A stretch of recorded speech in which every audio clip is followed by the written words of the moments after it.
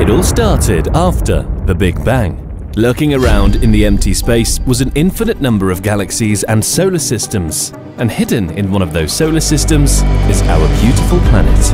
Our solar system occupies nothing but a tiny portion of this vast entirety called the universe. Now to the big question: how did our Earth form and evolve?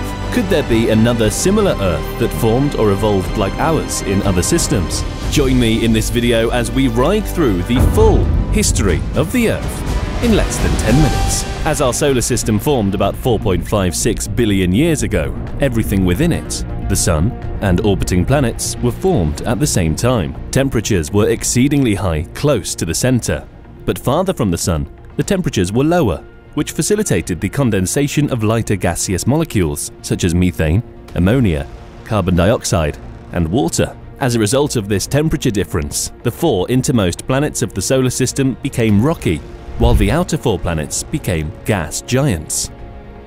The early years of the Earth. This time represents Earth's earliest history, known as the Hadean Eon, dating as far back as 4.5 to 4 billion years ago. During this time, the planet was characterized by a partially molten surface, volcanism, and asteroid impacts. Several elements made the newly forming Earth incredibly hot: gravitational compression, radioactive decay, and a plethora of asteroid impacts. Our planet Earth, being the third planet from the Sun, was extremely hot then.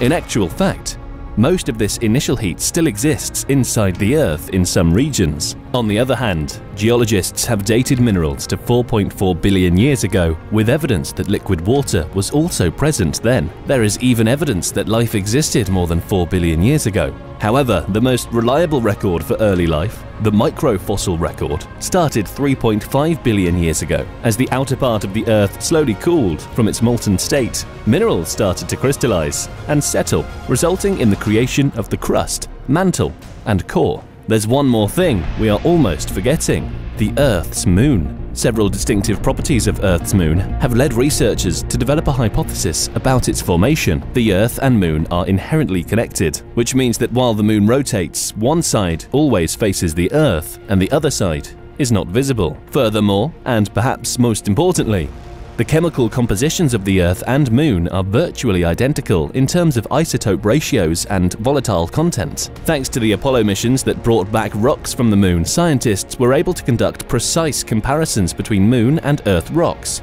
Other solar system planets and meteorites do not have the same degree of consistency, and instead a wide range of discrepancies. That left them with no other hypotheses, except that the Moon and Earth most likely formed together, which could only be the most logical explanation for why they are so similar in composition. The Archean Eon, which lasted from 4 to 2.5 billion years ago, represents the beginning of the rock record. Although there is evidence that rocks and minerals existed during the Hadean Eon, the Archean has a much more robust rock and fossil record. Remember, objects were drastically flying around at the start of the solar system, so history has it that after the planets formed, about 4.1 to 3.8 billion years ago, a second large spike of asteroids and comets impacted the Earth and Moon in an event called the Late Heavy Bombardment. Evidence of this bombardment was found in samples collected from the Moon. First life on Earth.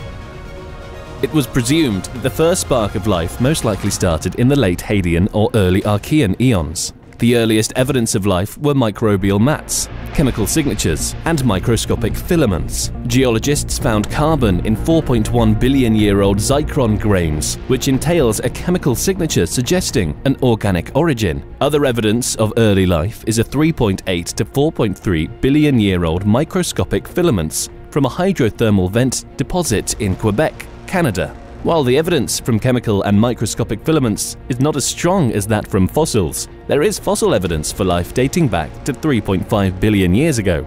Stromatolites. Photosynthetic microbial mats found in Australia are the first well-preserved fossils. What exactly are fossils? They are the remains or impressions of an ancient plant or animal embedded in rock and preserved in petrified form. Unfortunately, the origin of life on Earth remains unknown.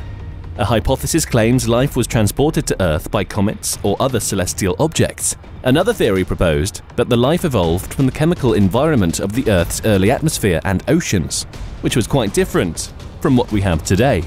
There were uncertainties until 1977, when scientists discovered an isolated ecosystem around hydrothermal vents on a deep-sea mid-ocean ridge. It opened the door for another possible explanation for the origin of life. They discovered that hydrothermal vents have a unique ecosystem of critters, with chemosynthesis serving as the bedrock of the food chain instead of photosynthesis. The ecosystem derives its energy from hot, chemical-rich waters pouring out of underground towers. This reinforced their theory that life could have begun on the deep ocean floor and derived energy from the heat of the Earth's interior through chemosynthesis.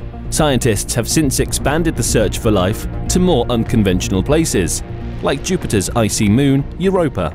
Another possibility is that life, or its building blocks, were brought to Earth from space by comets or other objects. Comets and meteorites, for example, have been found to contain amino acids. This fascinating hypothesis also suggests that life exists elsewhere in the universe. The Proterozoic Eon. After the Archean Eon comes the Proterozoic Eon, meaning earlier life, which spans from 2.5 billion to 541 million years ago. During this time, most of the central parts of the continents had formed, and plate tectonic processes had begun. How did this happen? Lithospheric plates had formed and were moving according to plate tectonic forces.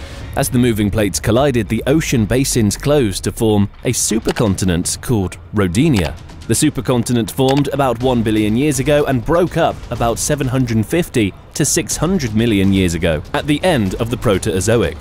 One of the resulting fragments was a continental mass called Laurentia, which would later become North America. The first known glaciations occurred during the Proterozoic. There were at least 4 ice ages during the era, concluding with the snowball Earth of the Varangian glaciation. By the end of the Proterozoic Eon, microbial photosynthesis, such as that of single-celled cyanobacteria, had been slowly releasing oxygen to the oceans. This was one of the most notable events of the Proterozoic Eon, the accumulation of oxygen in the Earth's atmosphere. Though oxygen was undoubtedly released by photosynthesis well back in Archean times, it could not build up to any significant degree. Besides, it was probably only 1 to 2% of the actual quantity of what it is in this era.